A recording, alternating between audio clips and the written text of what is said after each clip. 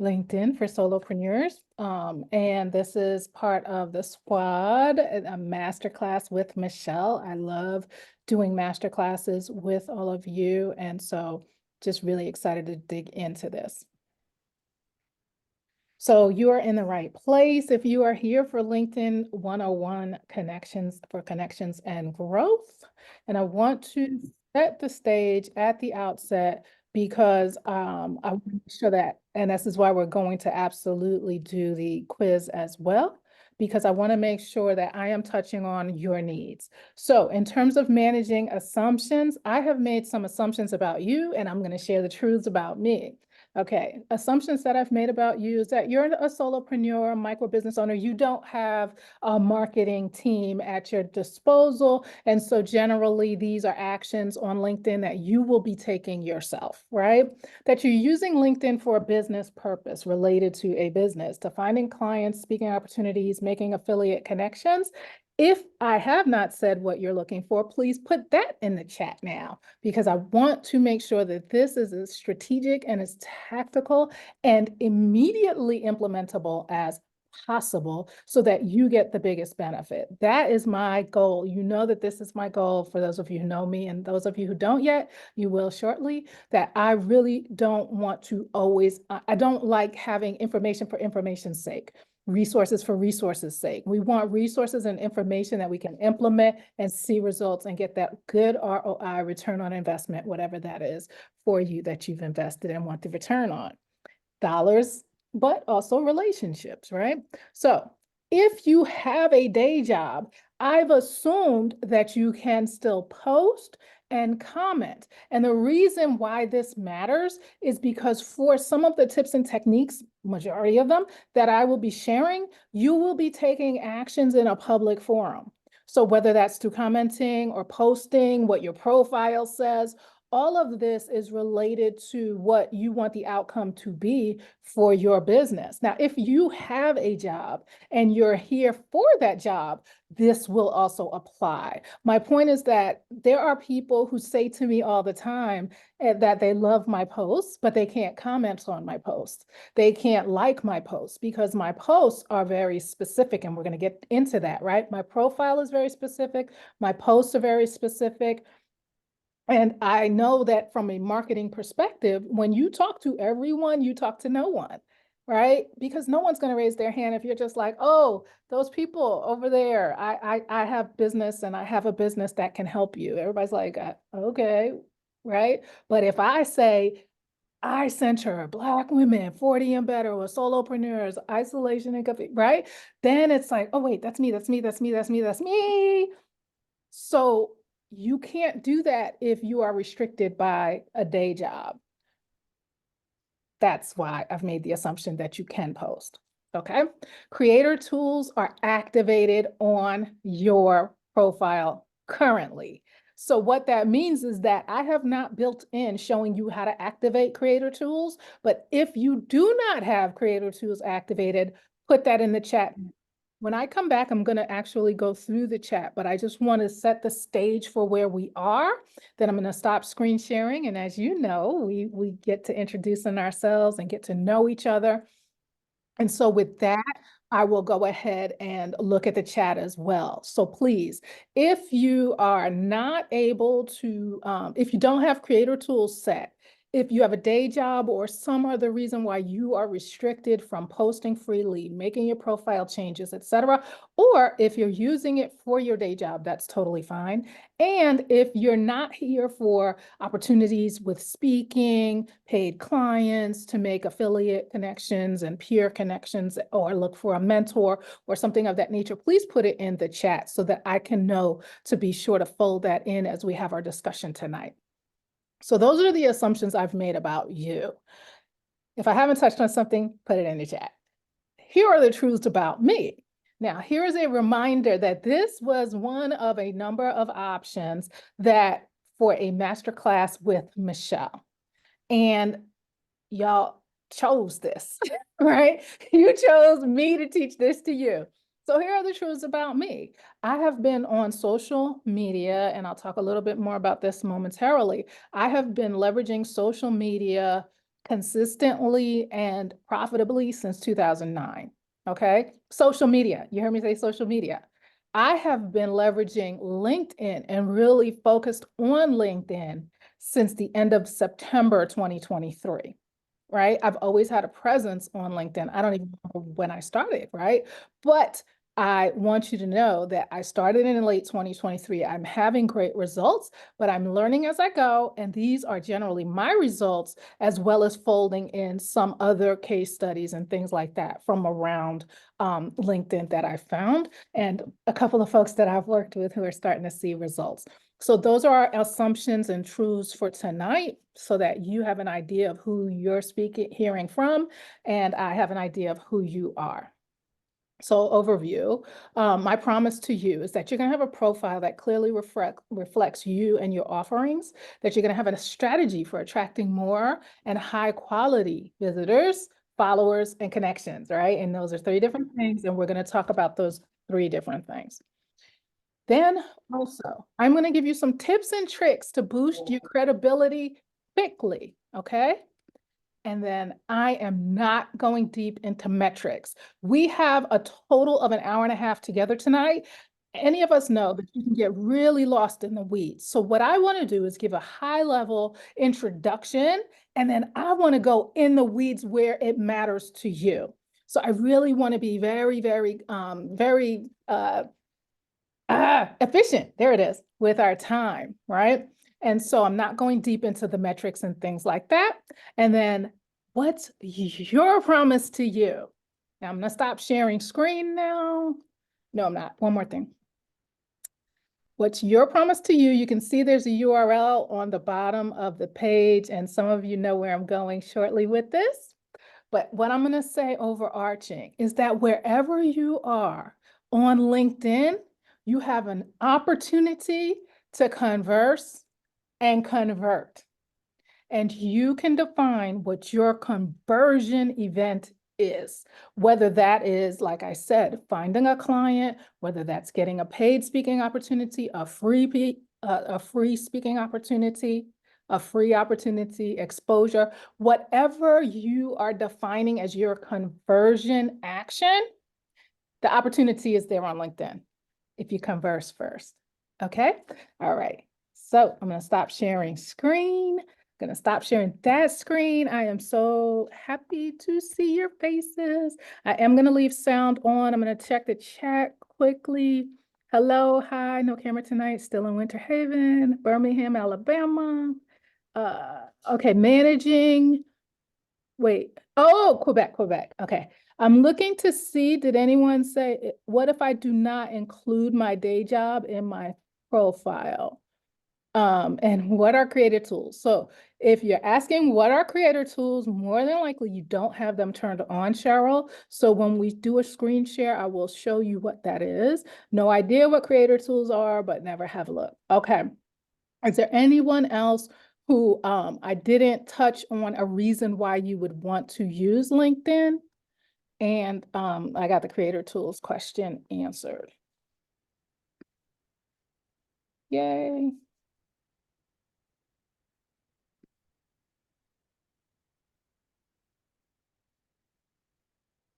So with the quiz that I can't get to load, for whatever reason, I can't find a cog to do it.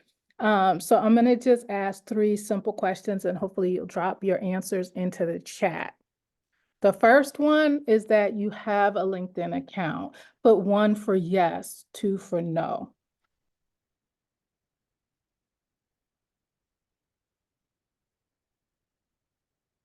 The second one, you've posted within the last month.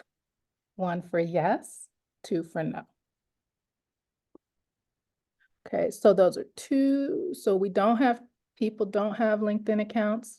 Okay, I just want to double check. Is it Taline? Taline? When you say 1 and 2 back to back, you have an account and haven't posted within the last month, I'm thinking.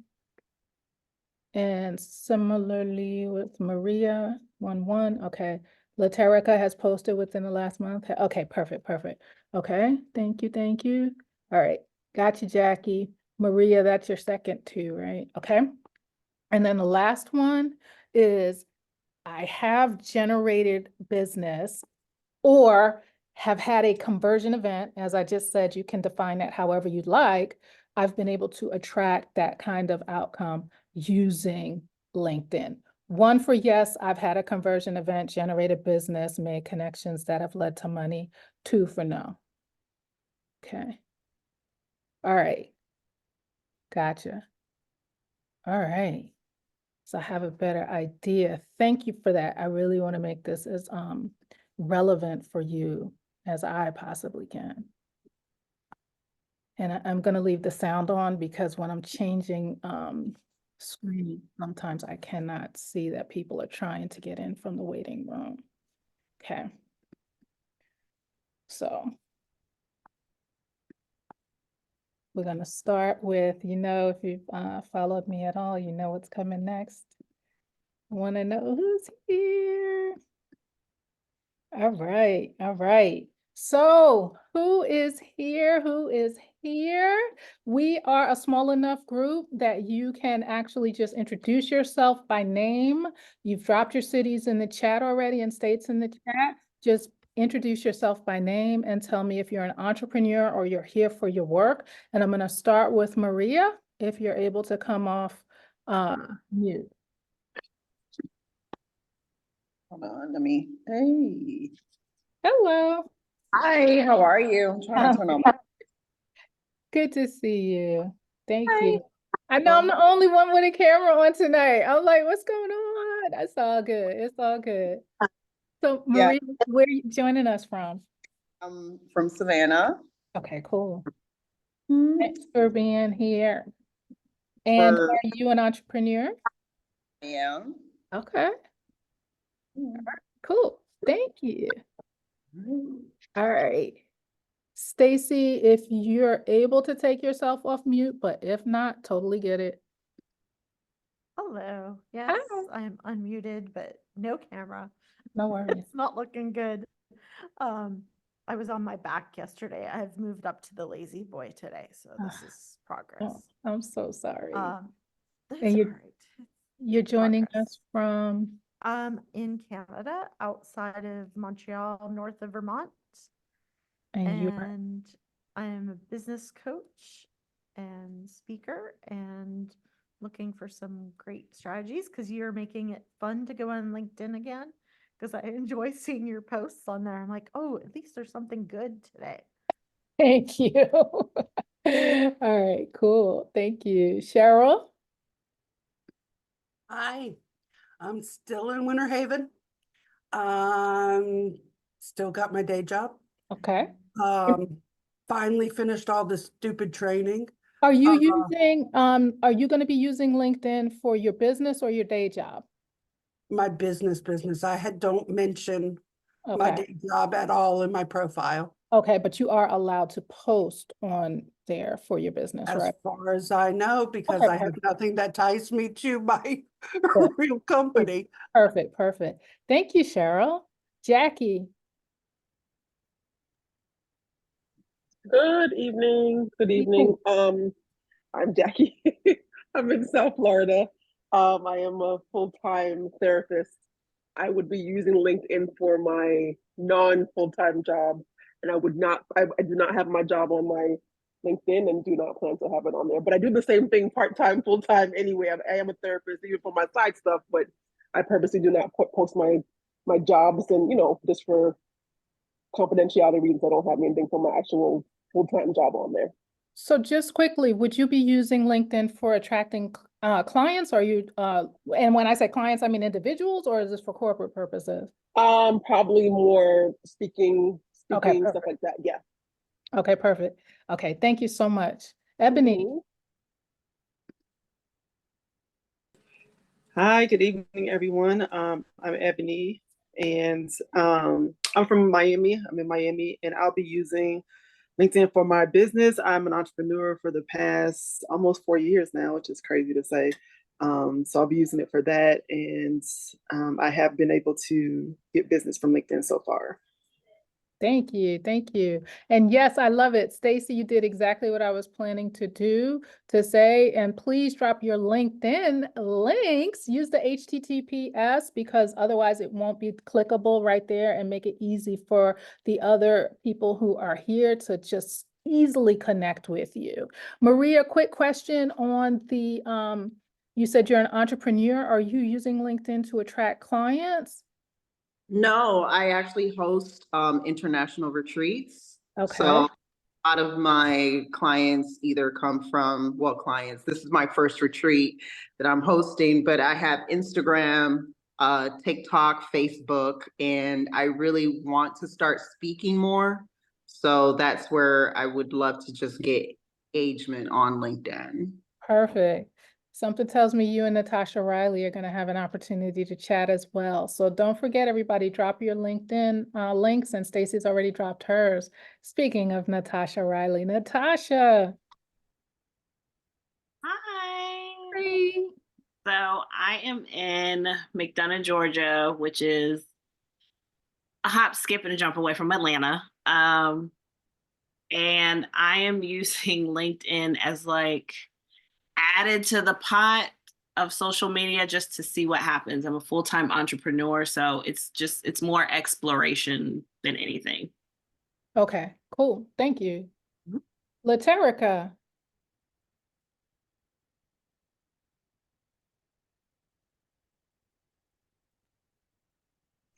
Hello, I am an entrepreneur. And would you want to use LinkedIn for client attraction, speaking, or not? What's your business? We'll do that. Right. So I have two separate businesses, but the gist of it, we're a catalyst for quality community health. And yes, I would like to use my LinkedIn for client generation and conversion, as well as some speaking engagements here in the near future. Okay, perfect. Thank you so Thank much. you. Thank And you. where did you say you're located? Did you say? I I did in the chat. I am in Birmingham, Alabama. Birmingham, Alabama. There you go. Yes, Okay, yes. thank you. All right, and then I saw, is it Talene or is it Taline? Please correct me. Okay, good evening. I'm in Canada, Canadian in Miami, currently job hunting using LinkedIn for that. I do own a cleaning bus business, but no LinkedIn for that yet. Totally get it. Gotcha. And is it, and can you tell us phonetically that I pronounce your name properly, please? Oh, Names mean a lot to me. I always want to pronounce it's people. Talene. It is Talene. Talene. Okay, perfect. Thank you. Thank you. And then Sunday. Yes, I'm here. Always at work. I know, I know. So, are you using LinkedIn yet? Are you already using LinkedIn? I am. Okay, and which business are you using LinkedIn for? For my real estate Sunday. My full name. No, what do you want to use LinkedIn to accomplish? What do you hope you can do on LinkedIn? For my real estate business. For my real estate business. For As the a realtor. for the Yeah. realtor? Okay, all right. Mhm. Thank you. You're welcome. Tanya Harrison. I'm here. I'm eating. Sorry. Oh, no worries. Do you want to wait or are you good? I'm good. Here in Florida. I heard I've been in and out. So I'm here in Florida. I want to I use LinkedIn now and I use it for my business. So I am looking for clients and some training opportunities. So that would be like you doing workshops and speaking, right? Yes. Okay. Thank you. And then finally, quality wise. Yeah, I'm in California. My name is TJ. I use LinkedIn for to market my business. I'm a consultant for food safety, compliance, and regulatory. Okay, perfect. Oh, wow. So do you work with corporate clients? I can, yeah, if they bring me in to do consulting or training for them. So anything from corporate to government And then also, if you have your own recipes that you're trying to get into like big box stores. So are you using this to attract any particular clients? Have you attracted any clients yet using LinkedIn? Networking I have from like just the auditing standpoint. But it seems like they find me just to do like audits and just, special project work. Okay. But not anything that has been like long term. Okay. Okay. Thank you. Thank you. Did I miss anyone? I think that was everyone. If I missed you, please raise your hand and I'll be sure to come back around. Okay, thank you. So as you know, for those of you who know me already, I am really big on intention. So that being said, I'm dropping a quick, this is my like Bible that I created for you to be able to take notes and also make a promise to yourself that you can implement at least one thing within 24 hours. That is my goal to you, is that you be able to implement at least one thing that can move the needle or at least begin to test it's moving the needle in your business. Okay, so tonight, quickly, for those of you who are not familiar with me, my name is Michelle Talbert. I'm a recovering corporate attorney. I opened the co-working space that I'm sitting in right now, Her Power Space, in 2020, January of 2020. We are west of Fort Lauderdale, located here in Broward County, Florida. And then I also host an online community called Her Power Moves the Squad, which centers Black 40 and better women who are solopreneurs and side hustlers. So you can go from feeling isolation and confusion about what to do next in your business to having clarity and community, getting the resources and implementing. I am so big on implementing. It is like the key to whatever you learn, is if you learn it and don't implement it, you might as well have not even learned it. And so I'm really excited that you're all here because success definitely leaves clues. Now we are going to get right into the presentation. Does anyone have any questions for me before we get rolling? Okay.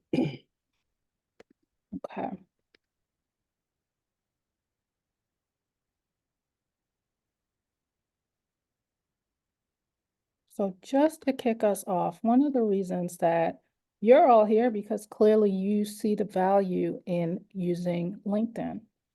And so one of the things that I really love about LinkedIn is that unlike any other platform, it enables you to create relationships and then have your messaging amplified in a way that is unlike any other platform that I've seen. And as I stated at the outset, I have been on social media actively for purposes of promotion, business, for any purpose you could think of, since 2009 and definitely going hard in 2011. And it was in 2011 when I co-authored and self-published a book and did not know what the heck to do next.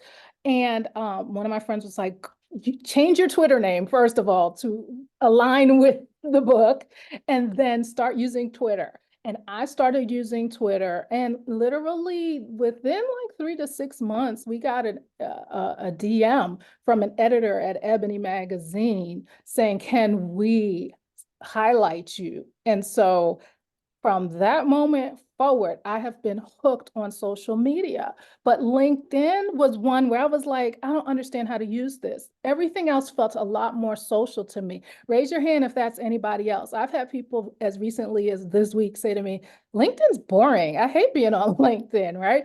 Raise your hand if you're like, LinkedIn's boring. I don't know what is happening there. It doesn't feel very social, right?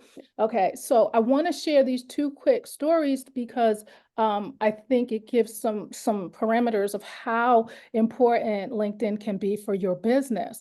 So what I do is like I said, I curate community. So I just have a gift that if I see peanut butter and I have chocolate in my network, I will connect them. So about a week or two ago, I connected two women who, one I didn't know yet at all, and one was deep in my community.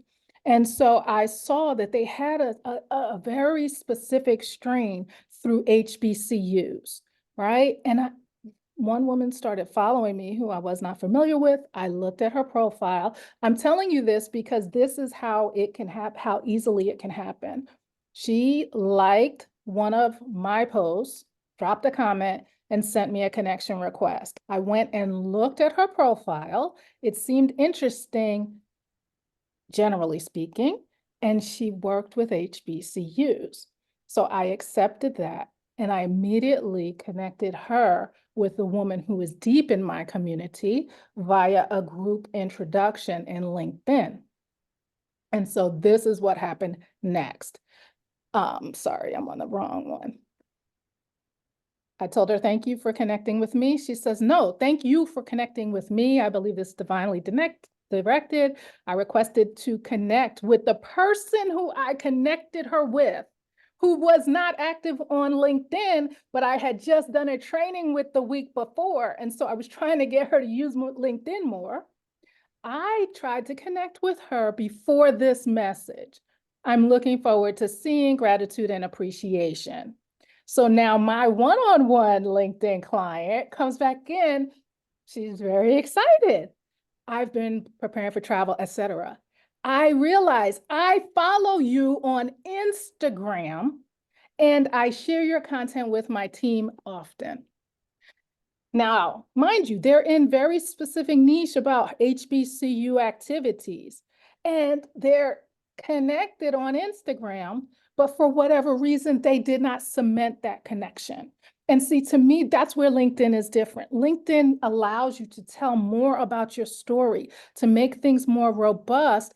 And if someone else connects you or you're able to connect or push that connection further, because now with that woman connecting with me, she would have seen if I hadn't preempted her by making the connection, she could have easily looked at my connections based on what her interests are and asked me, hey, can you make this connection, right? So that's why I think LinkedIn has so much more inherent value for those of us who, once we understand how to use it, can use it for our business purposes.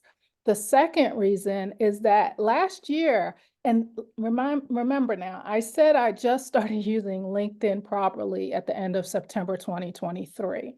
Last year, though, I was contacted at the end of 2022 by an organization in Wyoming, and they asked me to train their business owners, their small business owners, and they paid me 4 figures each time and then brought me on as a consultant. I wasn't even properly using LinkedIn at that time, but I had a profile that gave an idea of what I did, right? And so I looked back at my taxes from 2023 and I made over $10,000 just with that one entity finding me when I wasn't even optimizing the platform. So I share that to say that I know you're here because you understand the value, but I really, really want to cement exactly what's possible by using LinkedIn properly, whether you're indirect messages, how you're presenting yourself, how you're showing up and communicating with others. If you're familiar with the term brick by brick, right? We're going to build this thing one brick at a time. And continuous improvement is better than delayed perfection. So I know a lot of people don't get onto LinkedIn because they're so worried that it's not going to be perfect, but you're constantly iterating is the truth about any really good LinkedIn profile. What we're going to go through tonight, though, is what I've created. Can you see the top? Is it blocked? Are the letters blocked at the top of the screen by any chance? No, we can see it. Okay, perfect. Sometimes when I share my screen, when I love to look at you, so it sometimes blocks. Thank you, Jackie. All right, so bit by bit, you're gonna build it. You're gonna invite quality connections. You're gonna teach what you do that they don't know how to do, and why do they need to know it? You're gonna tell them why you are the right person to work with them for your conversion event. And finally, you're going to touch. And this is actually a double entendre. This is about touching the heart and about, remember Diana Ross, reach out and touch. I'm not going to make your earbud bleed, but you're going to reach out and touch. So we're going to talk about the heart and we're going to talk about connections. All right. So to get started building, AKA the home base, the profile. With your profile, there are 3 components that are the key, and they are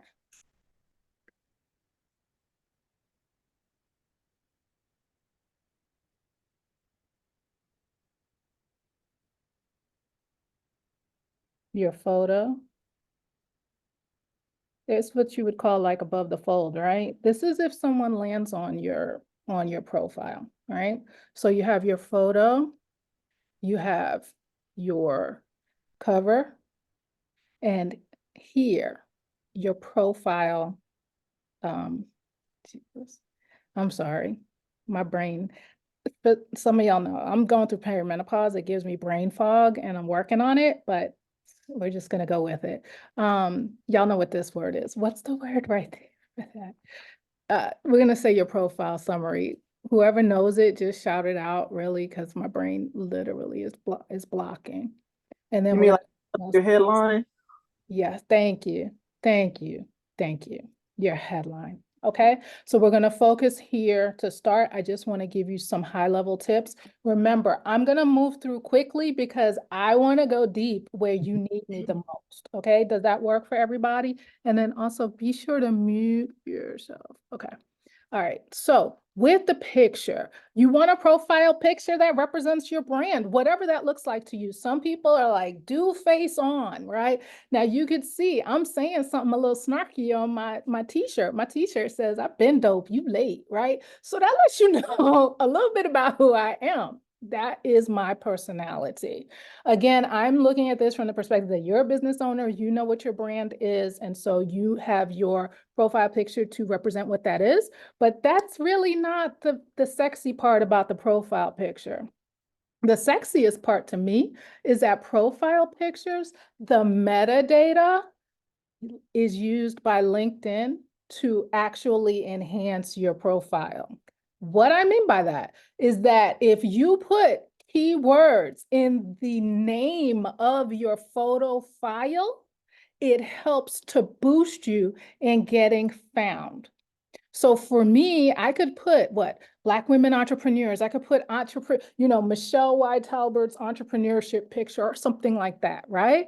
Do you get that? Do you see where if the metadata itself is almost like SEO for you, that a lot of people don't know is happening in the background, right? So yes, the picture matters, but what you name the picture and you have total control over that matters just as much. You can put in there some of the words that you use in your hashtags, which we'll get to in a second.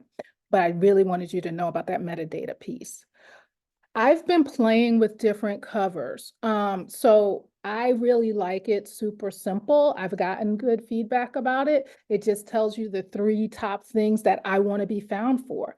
Again, using those same words in your metadata for the name of your profile picture before you upload it, right? So change the name of your JPEG or your PNG and then upload it into the system.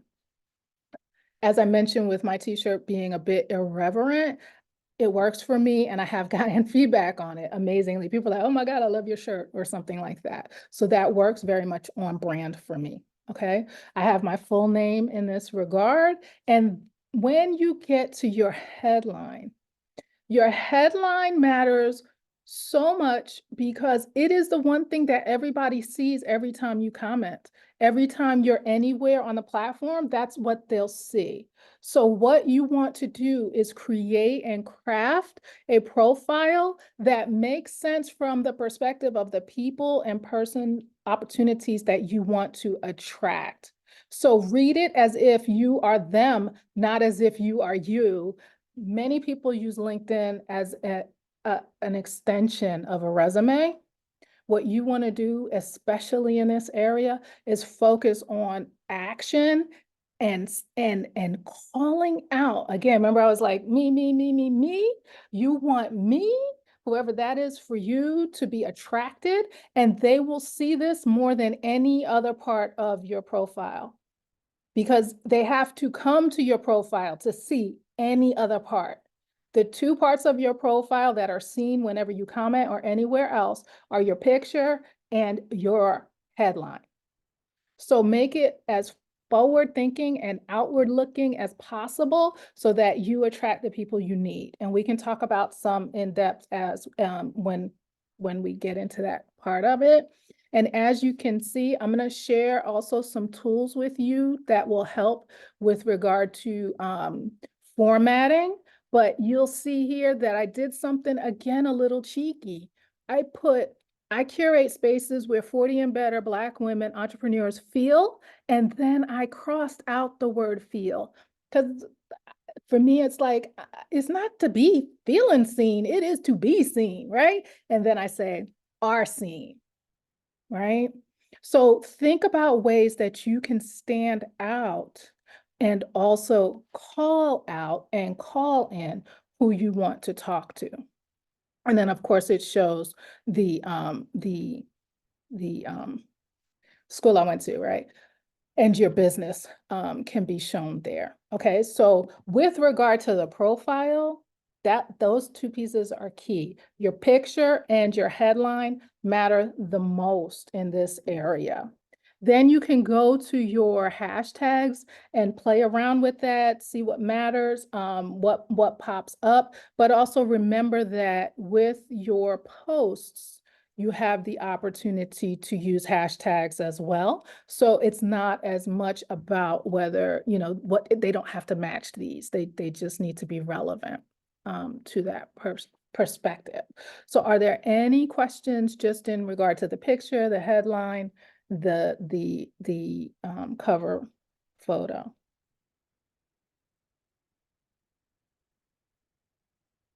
Some of you may have noticed that some profiles, mine does not, some profiles have a bell here. And what I have seen people do is have specific calls to actions in their cover photo. And so they will say something with like an arrow pointing here that says, ring my bell to stay connected, ring my bell to get notified when I have posts. If I had a bell, which everybody knows I've been crying about not having a bell, if I had a bell, I would put that call to action up here.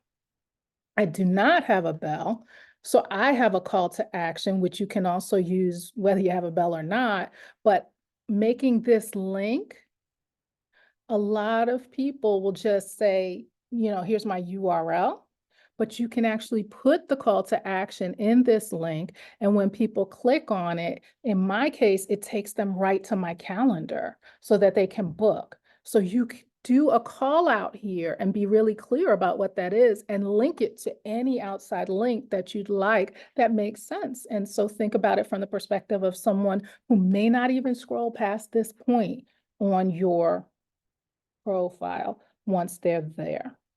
Okay. Again, this is high level, so we're not going super deep. So let me know if there's anything else sort of above the fold that I haven't touched on that you do have like a burning question about. Okay.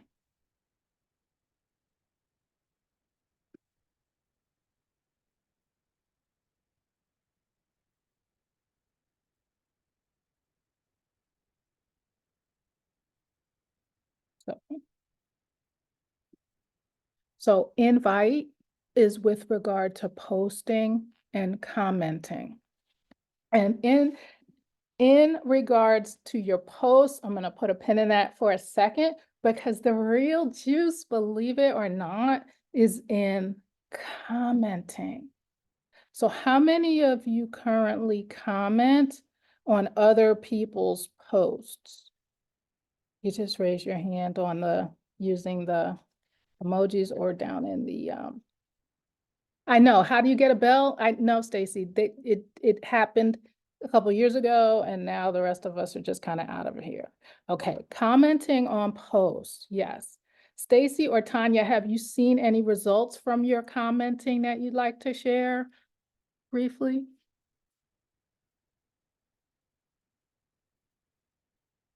Okay.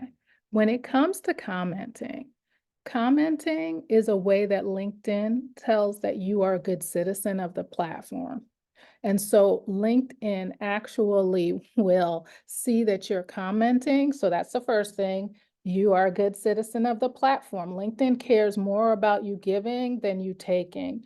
And that's why I'm putting post secondary, because LinkedIn looks at a post a bit as taking. Commenting is you're engaging and interacting in. Yes, people have found you, followed, and messaged. Exactly, Tanya, just from commenting. So I want to talk a little bit about the art of commenting. When you've identified a post that you believe will attract the people who you want to attract, and there's something that's said that you believe you can add value to. I'm saying all of this because, again, remember, it's about respecting the person who made the original post, but also presenting yourself in a way that attracts more people to you. So if you have a post that's made that is in your wheelhouse and you make a comment, you will want to either comment from a perspective of adding value to the original poster or a comment to anyone else who's coming. So it can be, hi, Stacy, I saw that you posted you're speaking at the such and such summit. I was looking at that summit. That looks like it's going to be a great opportunity, especially since I'm a blah, blah, blah. See how that kind of adds benefit to the speaker, to the poster, and then gives a little bit about who you are without being swarmy. Another way is, hi, Stacy. If Stacy puts up that she's speaking at a conference, and then you put a comment that says, oh my goodness, I actually have trained some of the speakers on the roster with you. They're amazing.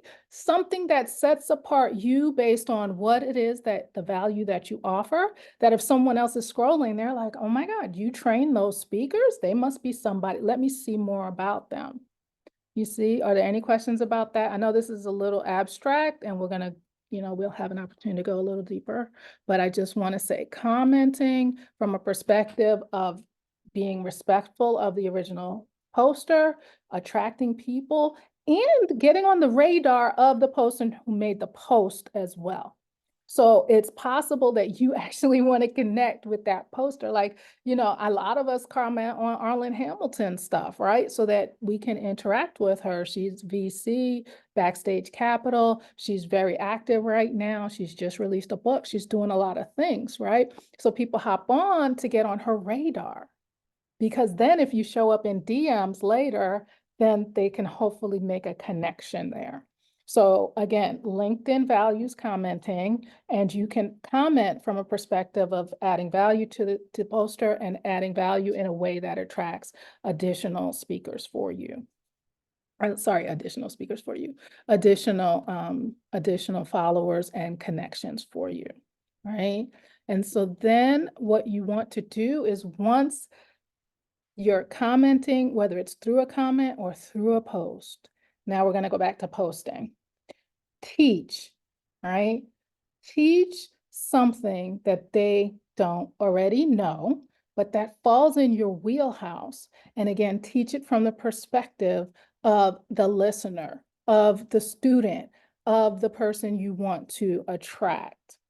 Okay, so if you have value, if you're the master resource, right, and you're able to find connections with people, with Ebony, right, and so Ebony is able to make connections and be very strategic for people, she can use a client testimonial and a client case study. She can use a storytelling of her own, right, to teach briefly something that adds value to the person reading it and lets them know that she really knows what she's talking about.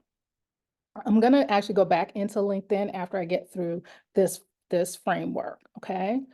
The next thing is tell them why you have so much value. You can tell a story that links into an outcome that you've received, right? So first we're teaching, we're showing them, something new that they've never heard before. Now we're going to tell them how we get results, how it is that we make it possible for people to be successful because they're connected to us, right? Why it is that this speaking event ended up having, a standing ovation at the end and everybody signed up for the following year, which would make you stand out to any kind of event planners because your talk somehow led to them having another sold out event the next year, right? So tell them why. This is an opportunity to pat yourself on the back and shine.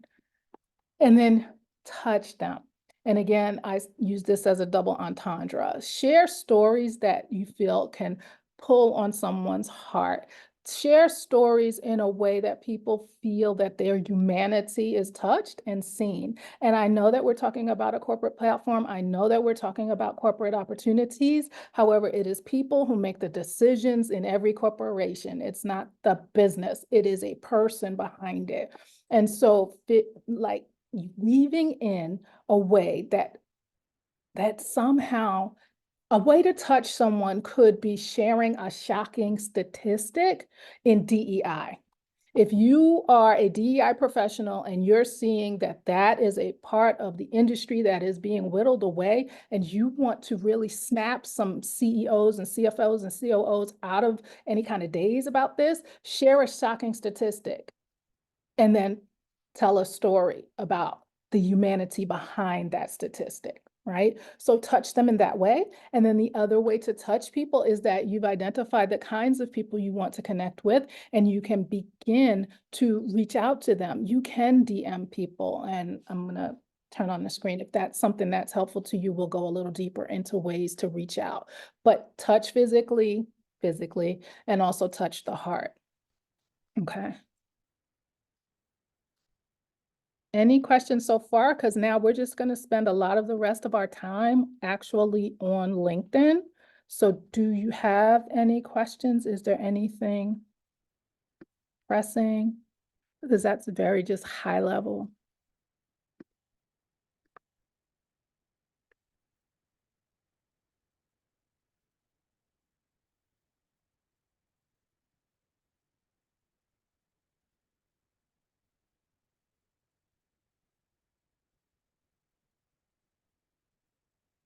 Okay. So I think a lot of times on the other platforms, there's a lot to be said about vanity metrics. And I alluded to this a little earlier, and I want to go a little deeper on this, is that with regard to people being able to like your content or comment on your content, depending on what your content is, they may not be able to do that publicly. And that includes opportunities. Like I said, the folks from Wyoming, I think they may have liked something twice from me in the last, almost 2 years. And I've made, 5 figures from them. So I really want you to be okay with not having high numbers. A lot of the other platforms make you feel like you have to have lots of likes, lots of comments. What you want to do is really spend time connecting with people within your comments, within your direct messaging, and then getting them off of the platform, okay?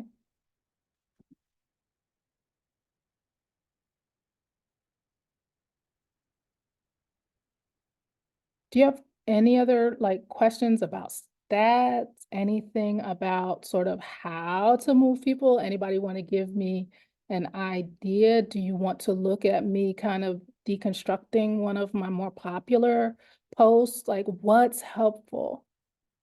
I can show you how to sort of walk through we did the build it with the profile.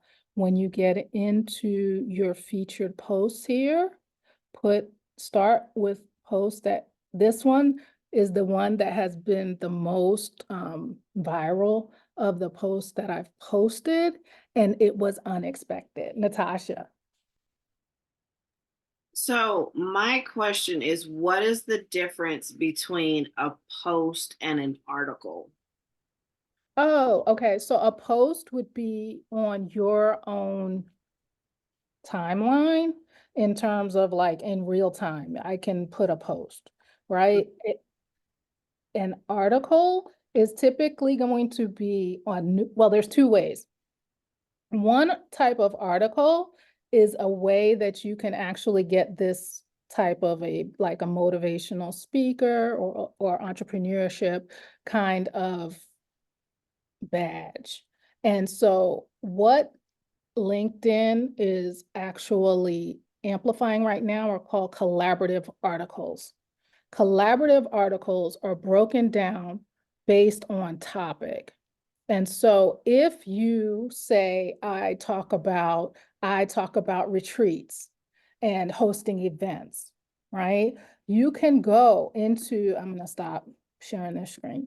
You can go into the collaborative article area, and I'll put a note and I'll send y'all that link. You can go into the collaborative articles area, look up your topic and contribute to it. If you contribute to that, and I'm actually pulling some up, thank you. So this is really helpful because I'm happy to like go to stuff right in real time. It makes it more applicable to you and also easier. So for me to make sure that this is stuff that is helpful. Okay, so you can see here, well, you can as soon as I press it. Okay, you can see here, there are collaborative articles on a bajillion, that's an actual number, on a bajillion topics, right? And so what they do, two things happen. One, you can go to this website and go to collaborative articles and explore topics that are of interest to you. There are a lot of topics. They're alphabetical. So LinkedIn is using us to create its content. That's fine, right? Because what you can then do is click on a topic. I don't know. I don't know what that means, Raid. Click on any topic. Find an article that you think you can add value to. So if I'm in e-commerce and I think I can add value to how can you optimize your search ad bidding strategy with historical data, and I believe that people will be interested in that. And they actually tell you the number of people on a different screen. They tell you the number of people that are actually subscribed to and following that topic, right? So you could be in sales and then drill down into e-commerce. When you contribute, just like on Reddit, where you can upvote people, people can, number one, find you who are interested in this topic. And when you get these kinds of likes and things like that, it pushes you up so you become a top expert in this article, right? And then you end up, if you do 3 in the same topic, it has to be under the same topic. If you make 3 contributions, even if no one votes it, you will get that badge. So now I'm going to give you the caveat. What that means is that people who are super LinkedIn savvy have mixed feelings about that badge. But people who are the other 99.8% of the LinkedIn population will be like, oh my God, you have a motivational speaker. Okay, LinkedIn thinks you know stuff. I focus on the 99.8% and I keep my badge up. All you have to do, and you will literally wake up the next morning and you will have that badge. It has to be within the exact, all 3 contributions have to be within the same topic so that it doesn't confuse the algorithm, because you need to have 3 contributions to the topic to be considered a top voice badge worthy profile. So that's one type of article. Collaborative articles. The other type of article is like you can set up your own newsletter and or create an article that again can get amplified. It starts with the folks who are in your closest circle, but again, topically other people can find that and it kind of lives in its own area and you can link back to it, but it lives in its own area, similar to collaborative articles. So they're off of your profile as a post and give you an opportunity for longer form. Even in collaborative articles, they do limit the amount of characters that you can put into your answer. So you want to be succinct and actually have it be impactful. They do that on purpose. Does that answer your question, Natasha? Yeah, my brain. So an article is probably like to grow the authority of you in a particular topic. Post would be like any other social media you're posting for engagement and commenting. So what I would say is that in all of these areas, because it is generated, with the exception of collaborative articles, so on posts and just articles and newsletters, I wouldn't go so far as to say that it increases your authority per se, because it's still generated by you. It's not Right. a third party. A collaborative article will have a better chance of giving you an authority kind of stamp because of more people who like it or interact with it. Now, when you create your collaborative articles, in addition to the other people who are interested in that topic seeing it, all of your connections see that you contributed to that article as well. So it does make you look like a thought leader, but collaborative articles, at least on the surface, give you this sort of external validation by the number of people who like it or interact with it or also push it up. Okay. Okay. But that runs across the board, that, you know, the way people interact with you, whether it's on a post, on a comment, or in an article as well. It means that at least it's garnering eyeballs. But when you use the word authority, that's going to come from it being sort of pushed up in a collaborative article kind of way. And from recommendations and other things that you might request from people to talk up and, you know, reviewing the work that you've done for them or with them. Okay, not right now because I know other people have questions, but I would like some type of strategy, because right now it just seems like a whole jumbo mumbo of stuff to me. So it would be nice to have like a beginner strategy, because I've kind of just left mine because I'm like, this is overwhelming. I don't know what I'm doing. I'm going back TikTok.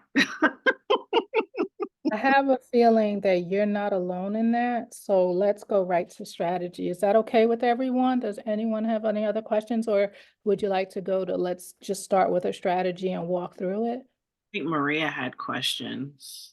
Maria? Yeah, I have a question in regards to, is LinkedIn really, I wouldn't say profitable, but is it strategic for more so business relationships and industries? Because on TikTok and also on other social media platforms that I'm on, I do tend to be a little bit more spiritual based. Even though I am hosting retreats, I do tend to, just talk about my faith and all this stuff that I do believe in terms of helping aspiring entrepreneurs get over their fears to just start building their lives. And I don't really see any faith-based content on LinkedIn. I mean, people tend to kind of put it on surface level. So I'm not quite sure if, even though I can see myself using it, I feel like I need to shy away from faith-based content so that I don't like ruffle any feathers. Well, so that's a great question. And I think it's a question a lot of people have in different areas, right? From sex to race to politics. Politics will get you shadow banned by a lot of folks will say that politics will get you shadow banned and talking negatively about LinkedIn. So the two things to shy away from are politics and talking negatively about LinkedIn on LinkedIn's platform. But if you are faith-based, trust me, your folks are here. They are here. I see people faith-based talking about it. I see people talking about their faith. I see people talking about race. I talk about race. I was hesitant to put, Black women in my profile headline. And then I just said, you know what? I'm going in. And my people found me. So I mean, because we level set about the day job thing, right? So if you don't have a day job, issue, I would just go really full force because I have seen. In fact, there's a woman, I know she's not posting for herself. I've forgotten her name, but she's in the C-suite at Hallmark, and it's a Black woman, and she posts, all she does is post memes. And I know that it's just somebody posting for her. Right? I know it's somebody posting for her. I think she's second. I think I can't remember her name. But if anybody else follows her, she literally just posts all kinds of memes all day long. And you're thinking, you're in a C-suite. Even though she's not the one posting, it's still a representation of her. And she's Right. posting motivational memes all daggone day. She doesn't post anything that's really substantive, right? So, Yeah. and people flock to it. Now, of course, you could say Hallmark. I mean, they're meant for cards, but she's in the C-suite. She has an opportunity to talk about corporate stuff, and she does not. Right? Now, there are people who are faith-based who will find you, and if that is part of your brand, then be it, occupy it wholly. One of the things that I was afraid of doing ended up being one of my most popular posts, and it shocked me. And I started with Black women founders earn an average of $24,000 per year, right? Now you see how little of a post can be seen in waves. You're only going to see 3 to 4. Maria, are you talking to me? Yes, I am. Oh, what were you saying? I'm sorry. I'm following what you're saying.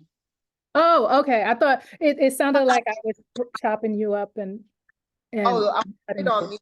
It's the background noise. My apologies. Oh, gotcha. Okay, thank you. Okay, so as you can see, like I said, the same thing about your headline where you're only going to see the headline in the comments, right? So when someone comments, see that they only see that first, we only see that first line. You want to make the first line of your profile headline and the first 2 to 3 lines of any post, the punch to make somebody open it. Okay, so I had no idea this was going to do what it did. A month ago, I posted it and I was frustrated. I was angry. I'm always angry. But Black women founders earn an average of $24K per year compared to $142,000 for all women, which really means like white women predominantly and Asian women, right? And only 3% of our businesses make it to the year 5 mark. I did not expect this post with this little video of the little girls all helping each other. It's a video montage of just little girls in different ways and women helping each other. And I think there were a couple things. I'll deconstruct this. Okay, so the first 3 lines are a power punch of a startling fact. Okay. Then I do have a really cute visual that has no additional words. I had a lot of words up here, so this didn't have a lot of words. It was part of Kwanzaa, collective work and responsibility. Okay, so this post didn't have a lot of words. I created a montage, right? So it's a power punch of a startling statistic, tugging on that touch, right? Touching the heart, these little girls helping each other, so wholesome, cute, love it, okay? Then I put what I cared about in here. I tagged Arlen and Elizabeth and 2 other women. And then it kind of went crazy and hit over 80,000 impressions. And it was shared 103 times. People shared it for, I believe, 2 reasons. 1, the startling statistic, and 2, the kids are adorable. And it was a juxtaposition in this instance, right? And so if you touch the heart, I didn't sell anything here, right? I'm like, and Maria, to your point about religion, I talk in slang on here. I ain't saying nothing new, just saying it again, and we'll do so until change occurs. So I'm being political. I'm talking about race. I'm using slang and improper English, right? And so I'm breaking a lot of the rules that we thought were part of the LinkedIn way and etiquette. So I would say show up, talk about God, Jesus all day long, if that is who you are, right? Because you don't have anything to lose. You're not worried about losing a job, right? Now, to further deconstruct the next strategy. So you have a profile, your headline is really looking at the perspective of the person reading it who you want to attract. Your posts should only deal with one issue, right? The rule is one issue, one post, one message, right? So that's what the post is supposed to do. Now, when you begin to get comments, interact. One of the things with regard to LinkedIn, the most successful people, once they make a post, they stay around on, like, they're making sure if they don't have notifications on, that they're kind of checking and seeing what's going on for at least 30 minutes after you make your post. Now, I had a sleeper post yesterday, and I'll show that in a minute, but I had a sleeper post that post didn't have a lot of activity. And then today, all of a sudden, it had a bunch of activity, right? But I was in and out. I don't have notifications on personally, but I do go in and check. That being said, if you post 3 times a week, if that, you're in the top 5% of all LinkedIn profiles, and they have almost 900 million people on the platform. People do not use LinkedIn, and a lot of people don't post, they just review and read. So if you post, number one, you're in the top 5%, so it's a higher likelihood that people will see your actual post. And you don't have to post frequently. What you do want to do is comment frequently. And by frequently, I mean, you can go in like once a day, like 5 days a week, 3 to 5 days a week, and comment. So even if you don't post, go in and comment on the people who you've identified, either attract your ideal client or are your ideal client and are posting. Right? So just speaking from the strategy of build it, invite, right? So build your profile, focus especially on the metadata behind your picture, having a really crisp and clean profile headline that is looking and attracting the people you want to attract. Have your cover picture and have the call to action. If you have the bell, be visible. Use the URL to make another call to action, and that can change as much as you'd like it to. Then when you are coming on the platform, lead with commenting. Commenting and what you say will bring people back now to the platform, to your profile that you've now created a place that they can learn more about you. Okay? So with the commenting, what also happened was that a lot of people sent me connection requests. So again, you want to be able to handle it when they come, that you can look at their profiles, identify if there are people who you want to further a connection with, accept the connection, and then message them. Thank you. It was great. I appreciate you commenting. I appreciate you connecting with me. I've actually been a fan of yours or whatever that natural and honest and authentic conversation is on the direct message side. So that's a strategy of attracting people to your profile and your post to connect with you. Then you go into your DMs and connect with them further to take the connection further. The other way, which is the public way as well, is that every time somebody comments, you reach back out, you respond to them, you like it, you're interacting, because the real juice is in the comments, like I said. And look, I'm able to say, like, do you guys have support for founders, like mentorship, marketing, help, classes? Is that not me? Now, this happens to be a guy, right? So it's kind of like, but I was able to put my link because other people can see it too. Don't forget that even though you're talking to one, you're talking to all in this regard, which is usually the opposite, where I'm always like, just talk to one. But you're talking to one, but all can see it. And now you don't seem smarmy. See, remember, I didn't sell in my post.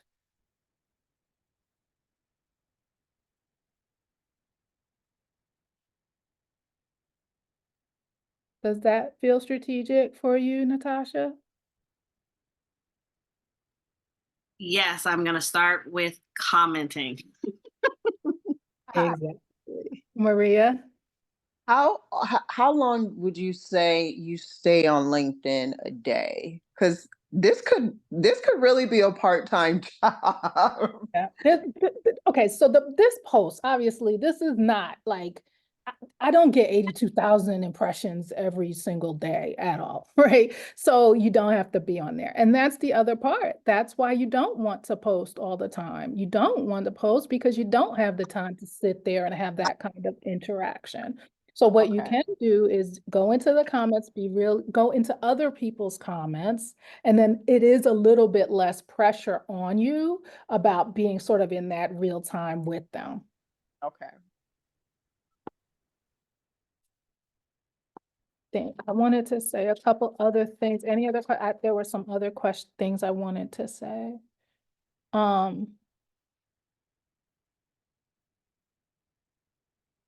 Vanity metrics. So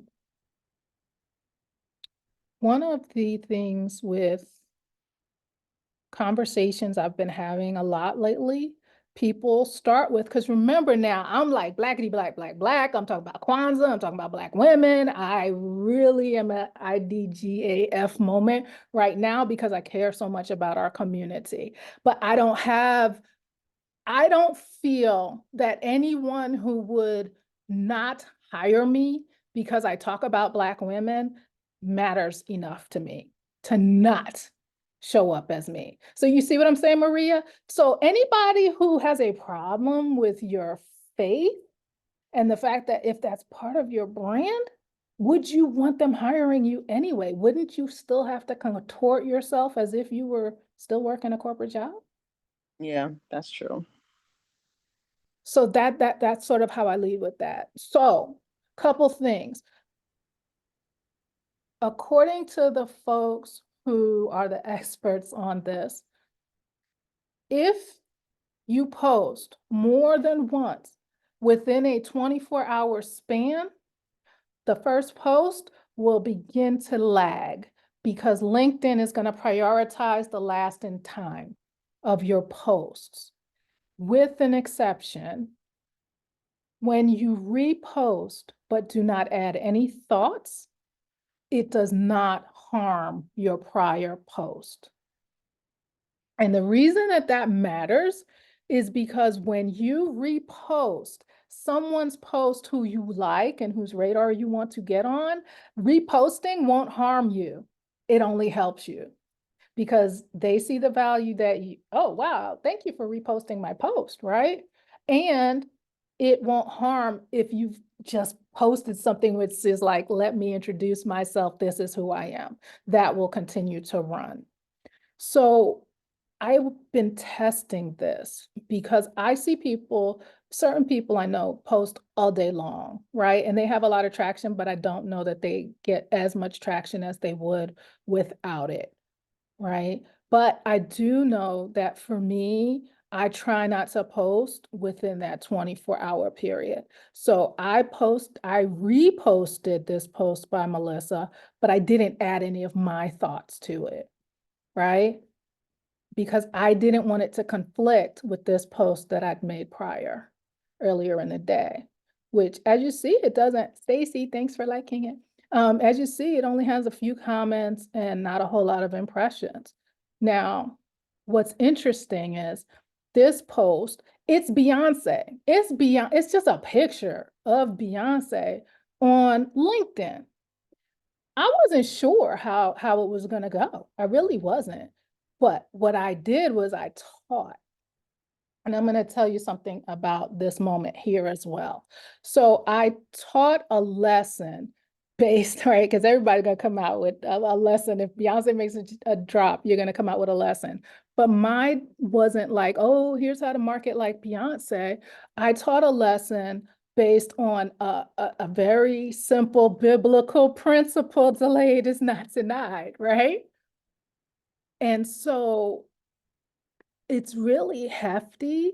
It goes against a lot of what the experts say about visual posts.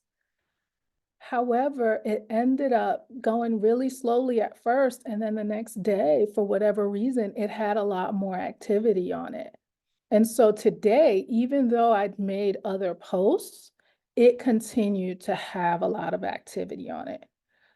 So I don't fully understand all of it, and no one does really, but there is an algorithm report that if anybody, and when I say nerdy, I say it from love because I love this kind of stuff. If anybody wants it, let me know and I will send you the link, because it's a totally free report that's done annually about LinkedIn's reach and how you can leverage it and what's happening on the platform. I want to let you know as well that LinkedIn overall, people are seeing a decrease in their interactivity when they're at the like 50 to 150,000 follower folks. These are the people that are really seeing a decrease. I am not seeing a decrease in engagement at my level. And I'm okay with that because I'm attracting the people who I want to interact with. Okay. So that leads me to actually the visual piece of LinkedIn. The post that I just showed you, the Beyonce post, was really dense. I had numbers in there, but that was pretty much it, right? It was really not very user-friendly from a reading perspective. There are two really good platforms that help you make pretty posts on LinkedIn, and they're free. And so I'm going to show you those. Is that helpful to you to know sort of how to make your post visually appealing so that it attracts more people to it? Yes, absolutely. Okay, so the first one is called Authored Up. Authored Up is, and you can see I have them as they're right here. So Authored Up, this is a free tool that I can put like, hi, I love you. I don't love you. And what it will do, and you've probably seen this before, it will take what you've written and make it into stair step and reverse staircase. It'll go in, if you've seen anybody who's done a pretty post where the words are undulating, and then also inside here. These kinds of things help the reader continue to go along. And this is totally free. It's a staircase generator. So what you can do, and he is one of the kings that I would tell you to follow. Actually gonna put together a cheat sheet for you if it's helpful to you. But you can see that you can free write and then copy and paste it into here and then make it pretty visually. As long as it doesn't need to be in a particular order, right? Otherwise, you'd have to sit there and make it into what you'd want it to be. So that's just really cutesy ways of doing your, see how visually pretty those are to look at? So this is just a psychology piece or a visual piece of how to make it so that it flows in a way that people want to keep reading. Their eyes just generally move with it. So this is on the free side. Of course, they have more stuff that you can pay for. And then the other one is LinkedIn Text Formatter. And I actually used this on my profile where I did the strike through on the word feel. So you see here, you can put different types of fonts, different types of attributes to the words. So when I put the word feel there, and then I put it here, and then I did a strike through, and then I just click copy and was able to put it into my profile.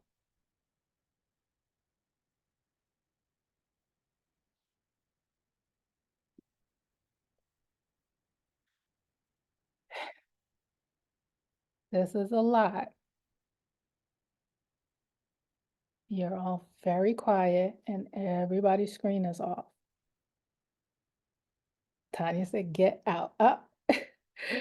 I would like to talk with you all now so that we spend the rest of our time together in a way that is helpful to you. Because I kind of fear that you all feel like this.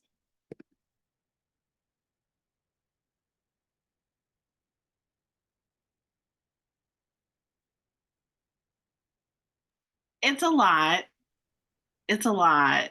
So I think I'm going to, because you were talking about like something to do within 24 hours. So I think for my brain, doing the commenting, so maybe taking like 10 or 15 minutes a day and commenting, and then maybe posting. My cadence is usually like a Monday, Wednesday, Friday type thing. Just one post Monday, Wednesday, Friday, and just see what it does. Not, just to get information and see what it does and see what people resonate with. And give myself probably like 30 days before I try to switch it up and change it so that I actually have true information. And then once I do that, I can come back to you. So that sounds great. That does. That sounds workable because you want to do what works for you. Oh, I love that y'all been in the chat. This makes me so happy. I love when people connect. So Maria also asked the same thing. Like, it sounds like I do a full-time job. Remember, I am a marketing person, right? So I want to always be clear about that. I love social media, and when it loves me back, I pour myself into it when I see the results. So don't do what I do, do what I say. And that is, don't stress. If you post once a week, you're still doing more than probably 90% of the folks. Because all it takes is 3 posts a week and you're in the what? Top 5%? Right? So focus on understanding the cadence, following and connecting with good people. And so you can attract people who will become your followers. Look at your behind the scenes. I spend more time behind my scenes than I do on any other platform. So I look to see who's looked at me. I don't pay, right? And everything that I've shared with you, nothing costs any money, right? That I've shared with you. I look and see who's followed me. I look and see who's even just looked at me. And I'll go back and see, well, why didn't they follow me? Let me see. Oh, okay. I see why they didn't follow me. And if I don't see why they didn't follow me, then I follow them. Right. And in some instances, not many, but in some instances, I turn on their bell for their top posts, meaning the posts that they make that people interact with the most, I'll get an alert to let me know that they've posted it. So these are ways, and again, remember, I don't have alerts on my phone. That would drive me nuts, but I do go in enough a couple times throughout the day to check on what's updated. Because remember I said commenting mattered? If you follow someone and you want to get on their radar, you want to comment, you want to be in those first couple comments. If there's somebody who's really hot, the guy that I showed you, and I'm gonna put on the cheat sheet for you. If you follow somebody who's really hot, he can have over 1,000 comments in under 30 minutes. So you want to get an alert whenever somebody you want to get on their radar. This is the strategic part about connecting. If you have somebody who you want to get on their radar and they do post, set their bell if they have the bell. And when you get that alert, go in, read the post, see if it's something that you can add value to either them or their community, and then put a comment on that post. And you'll be high if you have your alerts on and can turn to it. And if you don't worry about it. When you see the alert, go and do it then, because people are constantly going through and reading comments. Stacy. Hello, this was awesome. So I don't think you saw it in the chat, but I was asking how many comments do you suggest a day that you make on other people's stuff? I think it's less about how many comments and about the quality and the person whose post you're commenting on. Okay, and then that was my second thing is, so are you thinking to do somebody that is a quote unquote influencer or somebody that's like a regular person I think it's that's somebody also who, attractive? yeah, either. And this is why I love LinkedIn. Believe it or not, it feels way more democratized than any other platform to me, because I can put a post on Susie Q next door's, I can put a comment on her post, and depending on who's connected to her, who'll see it, they could be attracted to me, and I can have a conversion event. So I would start with, who is it that you want to attract, and then define what a conversion event is to you, right? So if it's for people signing up for the Optimized Mastermind, or if it's for people to come, right, to your couture, like how to set yourself apart with your pricing, that's the strategy, and work backwards there. Because it doesn't matter if it's an influencer or a regular Jane, because what matters is who she is and who she attracts. Yeah. Well, it's so funny because I'm shaking my head even though I'm not on camera.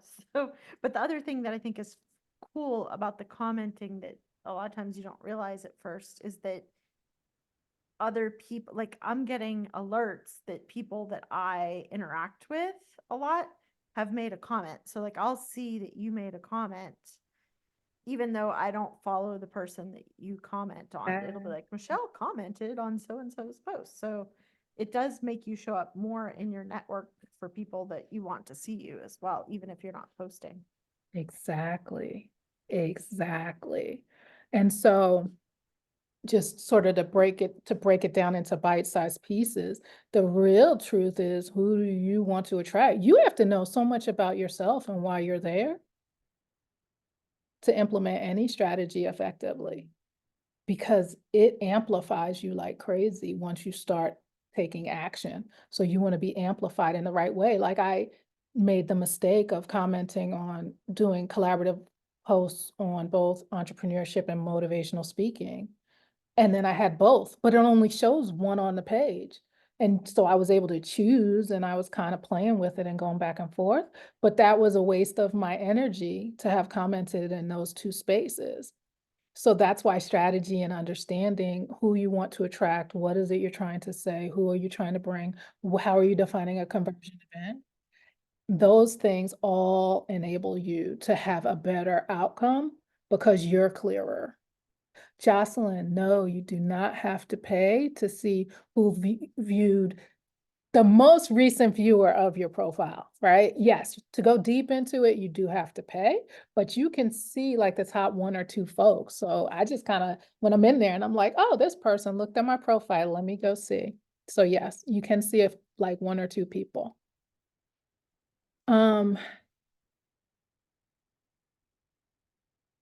This was taking it because I can't stand LinkedIn. I understand. What don't you like about it, Jackie? I think for me, it's just kind of what you've been saying about having to, well, I'm an introvert, right? So I'd like to kind of lay low. So sometimes being able, having to interact and do all that just becomes more, Exhausting. yes, exactly. So, but I'll be honest, I've never really given it a full attempt. I've been on Instagram for probably 10 years and I don't do anything. I kind of just, lurk and read. So then I have a question for you as an introvert. How do you feel about DMs? I don't have a problem as much with DMs. I think I'm going to try what you were saying and what Natasha said you were going to do as well with the comments. I don't have a problem as much with that. So I think I would start there, with the DM or with the comments. I Yeah, don't know about the posting just yet. and that's what I was going to say. I mean, there are two ways that you can do this, right? Me personally, I depending on how I ended up on someone's profile, if they don't post, I don't connect with them, right? Because I'm like, well, if they're not posting, are they lurking? And that's what I love about LinkedIn. LinkedIn shows you if people have commented on somebody else's post. So at least I can see if they've commented. So I look at people's activity So even if they're not a poster, if they're a commenter and I can see what kind of comments they're posting, so if their profile is appealing to me and I see that they're active. There are people who have a LinkedIn that is their name, their profile, and activity. It just says they haven't posted yet and there's absolutely no activity. And I just see that as they set that up because they were told they needed to set up a LinkedIn page, but they're not physically and actively there. So I don't even take the time to connect with them. So if you have a robust profile and you're commenting, when people come back, they'll be able to see that you're active on the platform. So you don't have to post your thoughts, right? But I would take advantage of DMing people and sharing comments and commenting on commenters, right? So you don't only have to talk to the poster, you can interact just like y'all are doing in the chat right now. Do that within comments.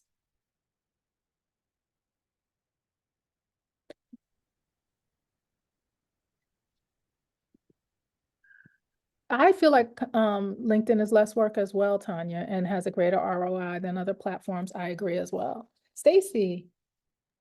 Yeah, somebody had mentioned to me that they felt that connecting without writing a message is better now than with a message. And I've heard mixed things about this.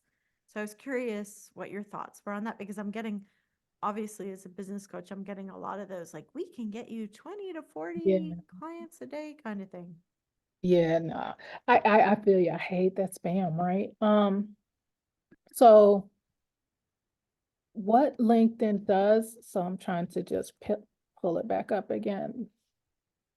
On LinkedIn, just so everybody's on the same page, when you send a connection request, because I didn't know that everybody didn't know that this was possible. People think that they can only message people when they are actually paying premium, but you can go, I'm trying to think. Oh, okay, here's somebody. I don't follow. I follow someone, I'm not connected to him. So he has 184, so I'm following him. When you click on connect with someone, I don't want to do it here, but when you click on connect, it pulls up a little box that you can share while you're connecting with the person. So Stacy, from a macro perspective, I don't have the data, and I'm happy to send you that report because that might be in there. I don't have the data to back up whether or not it's better to do it with or without, but I personally believe that I like to introduce myself or at least tell them why I'm sending them a connection request. So I think I can just do it. Add note. See where it says add note? You can put the note in here. Otherwise, you have to have premium to be able to give people a message without being a first level connection. So I use the add note area and just tell them a little bit about why I'm sending the connection. To me, I prefer to do that, but I don't have the data as to which is quote unquote better.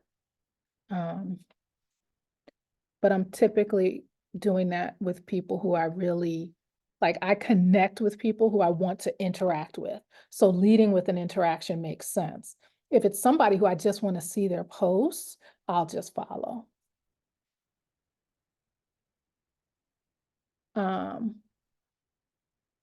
Did that answer your question, Stacy? Your hand is still up. I'll take it down, but I just want to make sure I answered your question.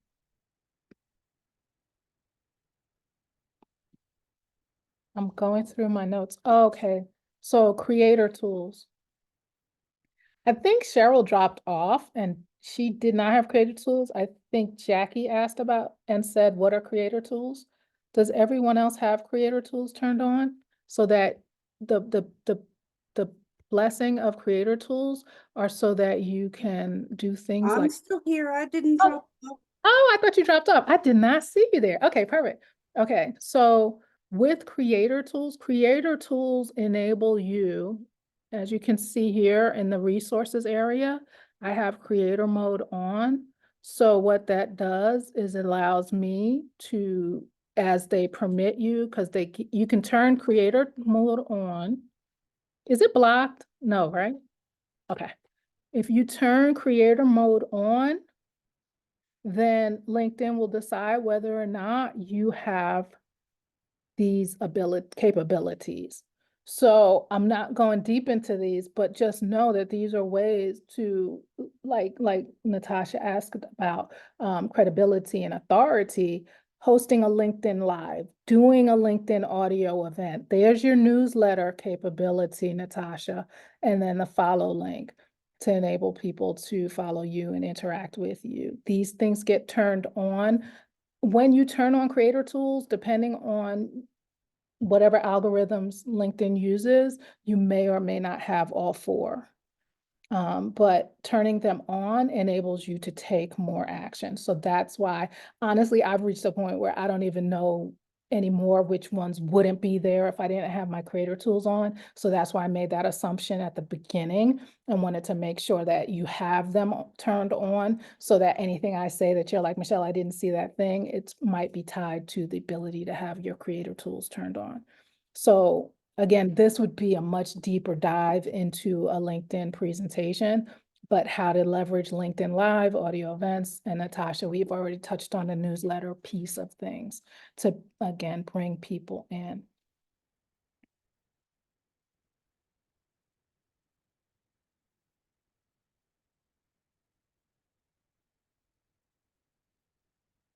So any other questions? Because I like to make an invitation. If not, I have a question, Michelle.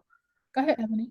For the incident, I love LinkedIn. The issue I've been having though with LinkedIn is I left the accounting profession back in 2020, and so I've been struggling because it keeps to this day like recommended people or recommended just every recommendation or anything is always related to the accounting profession, even though I'm not in that space anymore. And I've cleared out some of the people that I used to be connected with that were CPAs for one reason or another. I've unfollowed some CPA type pages and things and followed stuff that I'm actually doing now. I'm still finding myself constantly being bombarded with accounting stuff. Do you have any insight into how to kind of change that part of the algorithm? So with the things that I know that have a control over that, like I said, are the metadata on your picture. So I don't know if you've changed the name of your picture or even changed your picture, what you're putting in your profile, who you're interacting with, and the kinds of comments that you're making, your hashtags with the creator tools on, right? Those 5 hashtags in your profile. Then I don't know. Have you ever looked into it elsewhere? Because this is the first time I'm hearing like I'm stuck in like my day job, kind of what I'm getting offered up. Yeah, I haven't really looked into it much to be honest with you, but it's just I'm just at a point of it. Like you said, like I was there, changed the headline and those hashtags and all those kind of things. And part of it is, even stuff like I'm interested in and, pages that I follow. Like I feel like I've kind of checked a lot of the boxes, but I haven't looked into it elsewhere. I was just curious if that's something that, in your experience or research that you've seen, but I definitely want to put more energy and effort into it just because it's just more annoying than anything. And I keep getting, just even inbox stuff like people keep thinking that I'm still in the profession, even though like I'm not. I even took like CPA off my name, like that used to be in my name in my bio and that kind of. I'm like, so but I'll definitely do more digging into that. Yeah, for sure. This is definitely the part where I said this is based on me using the platform from Oh September no, for sure, 2023. for sure. Like, that's way outside of the purview of anything I know. But definitely, I know there are folks that probably can help you. Google is definitely probably going to be helpful in that regard. Um, if there are any other questions that I can answer, and I'm also going to look at my notes. Is there anything in the chat that, because it would probably take me longer to read the chat than y'all just like call out anything that's in the chat. Um,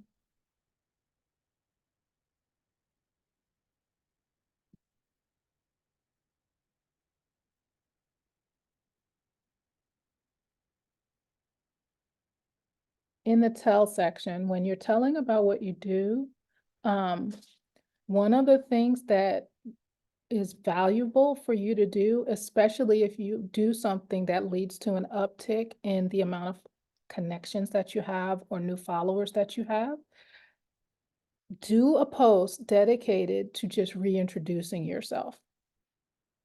So do that every so often. I think we think our profile speaks for itself, and putting it in the stream of your posts is also a good idea, and some things may have changed for you that are, or there are things that you can tease out better that are not represented in your profile. So don't shy away from talking about yourself in a dedicated, allow me to reintroduce myself, right, kind of post. And then don't get frustrated if it doesn't have a lot of activity on it. So please don't let vanity metrics drag you down or make you feel in any way like you're not doing a good job. The goal is to ensure that your conversion event happens, not that people like and comment. I get told a lot that people are following me, but because of the type of position that they have, from politics to corporate organizations to nonprofits and others, they can't interact with my posts, but they relate. They literally recite things I've said and done back to me when they see me or talk to me. So I want to make sure that you do that. And then again, with the posting, don't only share about what you do, share about how you help, where the impact can be, and then pull in really good stories and things of that nature. So I'm going to do a quick share screen. I was thinking about it, if it's helpful to you, about doing a cheat sheet and sending it to you that just shares some really great people to follow, if that would be helpful to you. I'll share the cheat sheet of really great people to follow, and then also the 2 tools if you didn't write those down. Is there anything else? And a link to the collaborative articles. Is there anything else that I could put on a cheat sheet for you from tonight?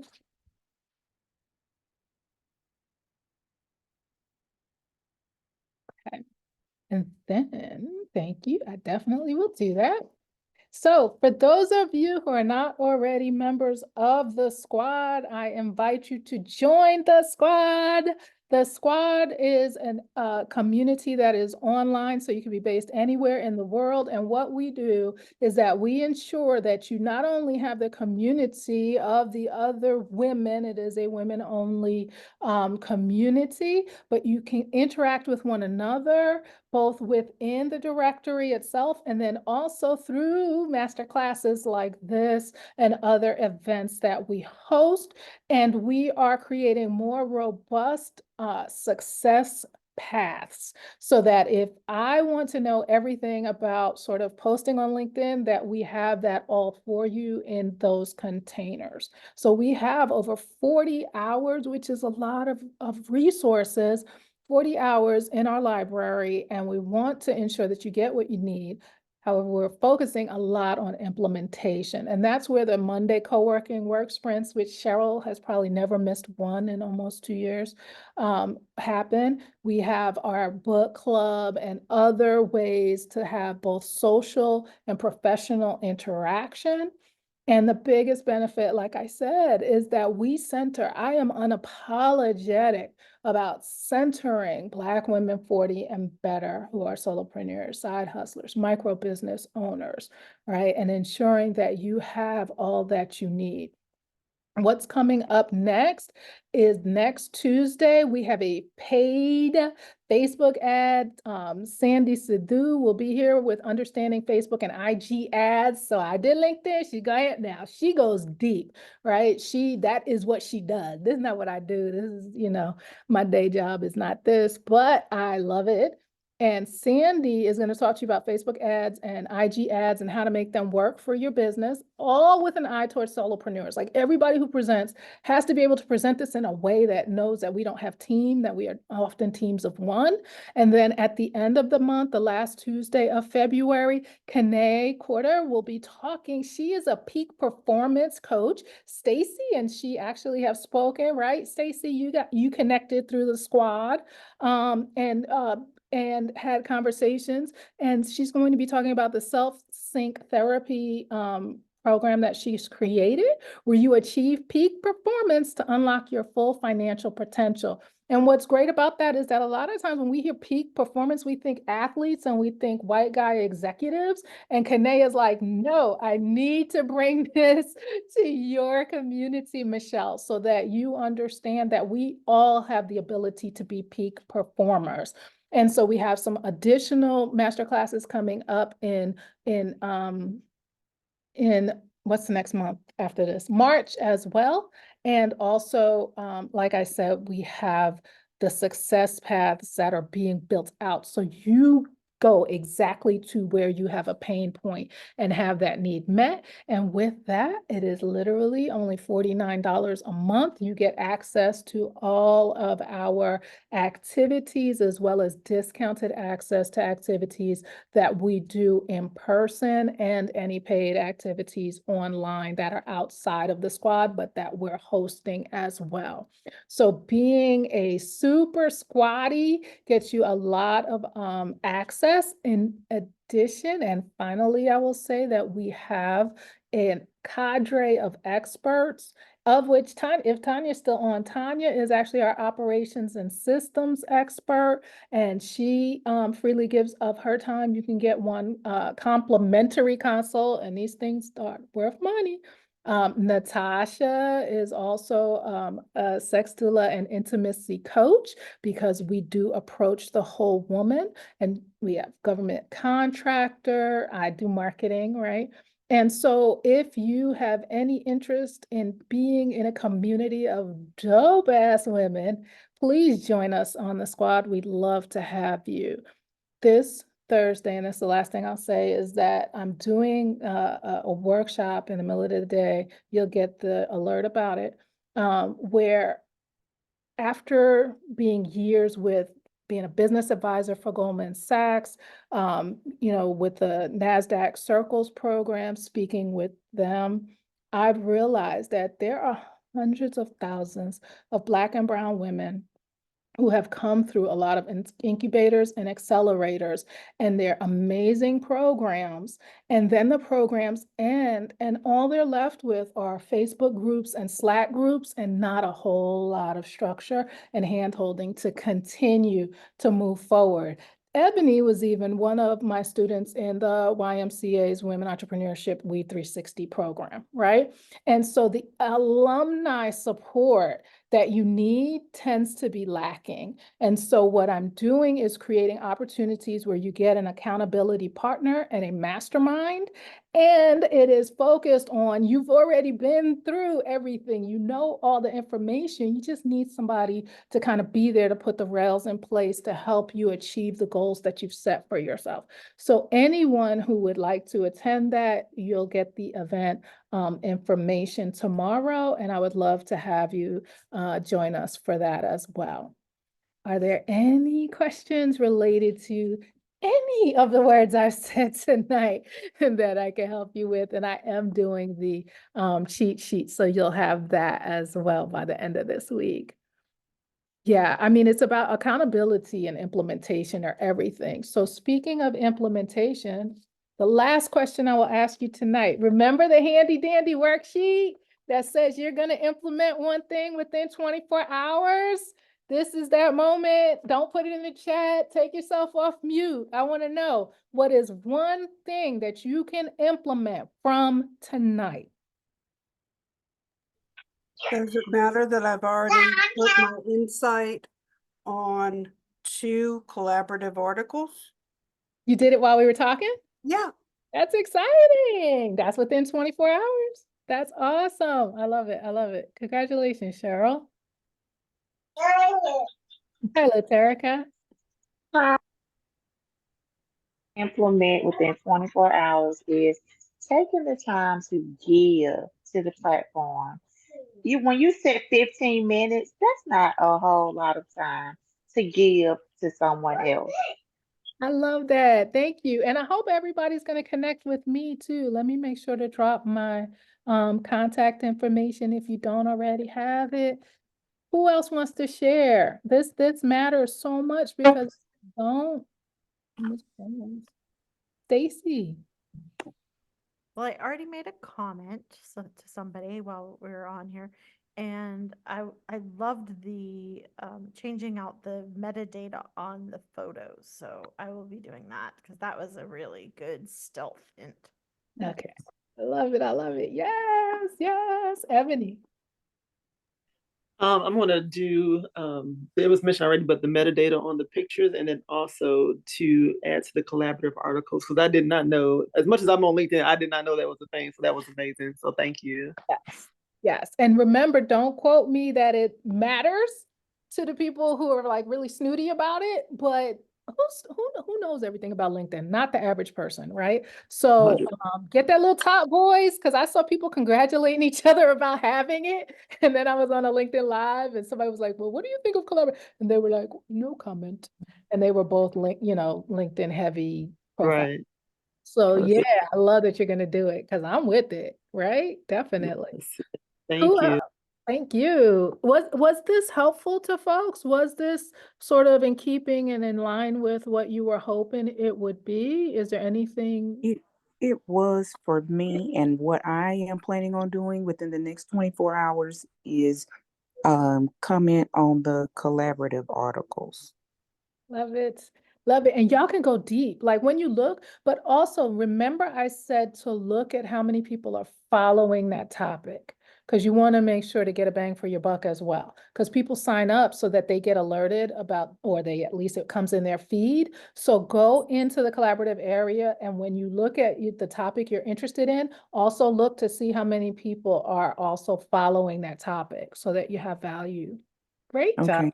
I'm excited for And that. doing and that I got a question about that. In doing so, you are commenting on articles that's actually in your wheelhouse because that's the audience you're trying to obtain, correct? Exactly, Okay. exactly, because Right. it's going to say top voice with words after it. So I'm a top motivational speaker voice or something like that, right? Mhm. I like cheering people on and so that will be what shows up. That's why you want it to be as specific as possible to your offerings. Okay. Who else is going to implement something within 24 hours? I'm gonna post tomorrow. Yay! Is everybody connecting with me? Because y'all know I'm gonna be looking. I'm nosy. I'm gonna be looking. What Yeah, kind I'm of gonna posts post. are you gonna put up, Maria? Yeah. What Huh? what kind of posts are you gonna put up? I may just put up a small, like a little bit about me, just dabble my feet in, just to reconnect with everyone that's still there. Yes, exactly. There's two last things that I'll say, because you can see there's so much information. So I was trying not to overwhelm y'all, but since y'all got your juices flowing and already doing sorry. Two things. One, remember how I told you how when you repost without thoughts, it doesn't count against you? You can repost your own post. There are people who do that because they have clients in other parts of the world. So they might post something on East Coast time and repost it the same day, no thoughts, just a repost. It literally takes up the comments, the likes, everything. It doesn't make it a fresh post. Repost your own post, and then it gets more juice for people in other time zones or who coming on later in the day or something like that, and doesn't harm you or hurt you or be held against you by what's it called, LinkedIn. The second thing is, remember I said I didn't sell in that post, right, that went viral. So a lot of times I don't put any links or anything like that in my actual post. I let it sit for a minute, let people kind of comment if they're going to comment, and or I will ask one or two more questions. So I've started doing that literally as of today, but I've heard and seen that what people do is you share in your post, and then you can put your own comments again under it to ask more information. The caveat is that if you put your link, like come to my website, get on my calendar, and that's the first post, LinkedIn can tell you're gamifying. So that's why you want to wait until someone else has commented, and either you can reply it to them or you can then make it a second post, a second comment under your own post. So there's even commenting on your own post that you can do to continue conversation. Even if people haven't started yet, you can ask one or two questions under your post in your comments. It's all about interaction for LinkedIn. And with the collaborative articles, remember, this is LinkedIn's platform that they have used computer AI generated questions. And so in the collaborative article, you're just adding your value to these AI thoughts that they got spit out. LinkedIn is looking to crowdsource information and knowledge and content. So sorry to take you 1 minute over. Thank you so much. Yes, Maria. Would you mind like doing a part 2 to this in 30 days? Just so, just so we can like say, okay, this is working. I have a question on this. Because So I've been off of LinkedIn for like over 2 years now. I feel like people are gonna be like, girl, where you been? nobody paid attention. Nobody Oh, thinks about us more than we think about ourselves. I know, right? Yeah. So two things. One, LinkedIn is not my like thing, right? So it's like my thing is the squad and building community and getting you the resources you need. So what I will probably do is bring in an actual LinkedIn expert. They will go deeper. So they would have been able to probably answer Ebony's question and things like that. This was something the squad votes on what the masterclass with Michelle will be. And so we will probably come back around to LinkedIn at some point, but it will not be me doing part 2. I would rather bring in a LinkedIn expert and have them go really deep for you. Is that helpful? This was great. Great, thank you. So everybody knows you'll be voting on the next masterclass with Michelle later this month. And I really appreciate all of your time. Again, sorry to keep you 2 minutes over. Really appreciate you. I look forward to seeing you around the squad. I will see you all again soon. Thank you. Thank you.